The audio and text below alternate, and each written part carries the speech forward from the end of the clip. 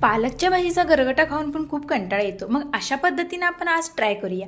पालक बारीक चिरून घेतलेली आहे. तर आता तेल घातलेलं आहे कढईमध्ये, अर्धा चमचे जिरे आणि एक दालचिनीचा तुकडा आणि एक तेजपत्ता. नंतर इथे 2 कांदे बारीक चिरून घातलेले आहेत, ते परतून घेऊया. कांदा थोडा परतला की ते टोमॅटो एक घालायचा आहे. नंतर दुसऱ्या पॅनमध्ये आपण आता अद्रक, लसूण आणि एक सुकी मिरची लाल घालूया आणि लाल मिरची पावडर. हे परतून झाल्यानंतर इथे बारीक चिरलेली पालक घालूया, मीठ घालूया आणि पालक शिजू देऊया. तोपर्यंत इकडे आपला टोमॅटो आणि कांदा शिजलेला आहे आणि बेसन 2 चमचे इथे घातलेला आहे.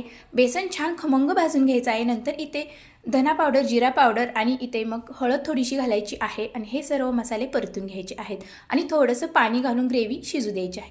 ग्रेव्ही इकडे शिजते तोपर्यंत आपण इकडे बघूया पालक शिजली आहे का. तर पालक छान शिजलेली आहे. तर शिजलेली पालक आपण या ग्रेव्हीमध्ये घालूया आणि पाणी आवश्यकतेनुसार घालायचं आहे आणि इथे फ्रेश क्रीम थोडीशी घालायची आहे आणि कसुरी मेथी थोडीशी आणि कोथिंबीर थोडीशी.